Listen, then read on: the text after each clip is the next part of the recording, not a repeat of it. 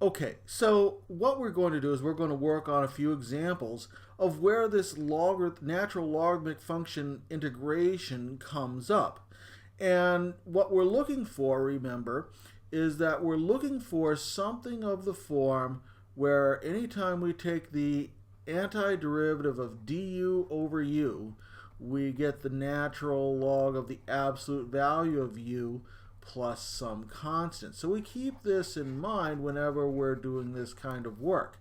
So taking a look over here to this function, we see that, well, probably in the denominator, our best choice would be to make u equal to 2 times e to the x plus 3.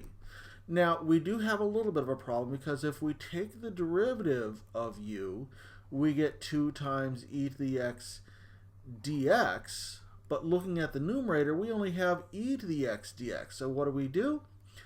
Well, we multiply both sides by 1/2, because if du is equal to 2 times e to the x dx, well then certainly 1/2 of du would be equal to e to the x dx. And so now we're going to make this replacement where everywhere we see e to the x dx and rewrite our expression in terms of u. Only this time we're going to have the antiderivative of 1/2 du divided by u.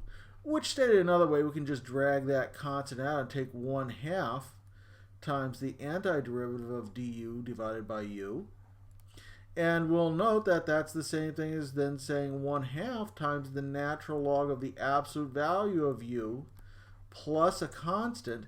So making the replacement one more time right here for u, we substitute back in to find our antiderivative, and we find we've got 1/2 times the natural log of the absolute value of the quantity 2 times e to the x plus 3 plus c. A quick note about our natural logarithms.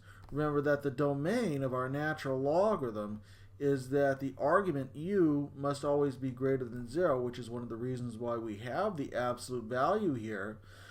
But we'll note that 2 times e to the x plus 3 is greater than 0 for all x in the set of real numbers. And therefore, we don't have to really include that in this case, and so it would be acceptable, at least in this case, to rewrite the expression as 1/2 times the natural logarithm of the quantity, 2 times e to the x plus 3, without the absolute value brackets. And if we came across that, wouldn't panic. That would be just fine.